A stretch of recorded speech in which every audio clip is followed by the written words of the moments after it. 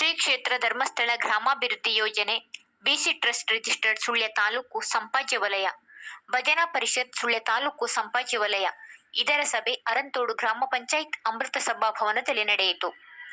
ಕಾರ್ಯಕ್ರಮವನ್ನು ದುರ್ಗಾಮಾತಾ ಭಜನಾ ಮಂದಿರದ ಅಧ್ಯಕ್ಷರಾದ ಕೆ.ಆರ್. ಪದ್ಮನಾಭ ಅವರು ಉದ್ಘಾಟಿಸಿದರು. ತಾಲೂಕು ಭಜನಾ ಪರಿಷತ್ತಿನ ಕಾರ್ಯದರ್ಶಿಯಾದ ಟಿ.ಎನ್. ಸತೀಶ್ ಅವರು ಮಾತನಾಡಿ, ಭಜನಾ ಕಮ್ಮಟದ ಬಗ್ಗೆ ಹಾಗೂ ವಲಯದಲ್ಲಿ ನಡೆಯುವ ಭಜನೋತ್ಸವ ಬಗ್ಗೆ ಮಾಹಿತಿಯನ್ನು ನೀಡಿದರು.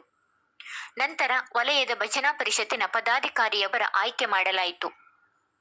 ಅಧ್ಯಕ್ಷರಾಗಿ ತೀರ್ಥರಾಮ ಅಡ್ಕಬಳೆ, ಉಪಾಧ್ಯಕ್ಷರಾಗಿ ಯತೀಶ್ ಕಂಜಿಪಿಲಿ, ಕಾರ್ಯದರ್ಶಿಯಾಗಿ ಗೀತಾ ಕಜೆ, ಜೊತೆ ಕಾರ್ಯದರ್ಶಿಯಾಗಿ ರತ್ನಾಕರ ರೈ ಅರಂಬೂರು, ಕೋಶಾಧಿಕಾರಿಯಾಗಿ ಭಾರತಿ ಪುರುಷೋತ್ತಮ ಉಳುವಾರು ಆಯ್ಕೆಗೊಂಡರು.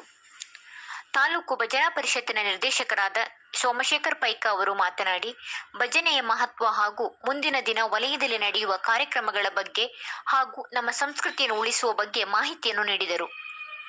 ನೂತನ ಅಧ್ಯಕ್ಷರಾಗಿ ಆಯ್ಕೆಯಾದ ತೀರ್ಥರಾಮ ಅಡ್ಕಬಳೆ ಅವರು, ಎಲ್ಲರೂ ಸಂಘಟಕರಾಗಿ ಕಾರ್ಯಕ್ರಮವನ್ನು ಮುನ್ನಡೆಸೋಣ ಹಾಗೂ ಎಲ್ಲರ ಸಹಕಾರವನ್ನು ಕೋರಿ ಶುಭ ಹಾರೈಸಿದರು. ಕಾರ್ಯಕ್ರಮದಲ್ಲಿ ವಲಯದ ಎಲ್ಲ ಭಜನಾ ಮಂಡಳಿಯ ಅಧ್ಯಕ್ಷರು, ಪದಾಧಿಕಾರಿಗಳು ಹಾಗೂ ವಲಯದ ಸೇವಾ ಪ್ರತಿನಿಧಿಯವರು ಉಪಸ್ಥಿತರಿದ್ದರು. ಸೇವಾ ಪ್ರತಿನಿಧಿ ನಿತ್ಯಾನಂದ ಅವರು ಸ್ವಾಗತಿಸಿ ತಾರಾ ವಂದಿಸಿದರು. ಮೇಲ್ವಿಚಾರಕರಾದ ಗಂಗಾಧರ್ ಅವರು ನಿರೂಪಿಸಿದರು.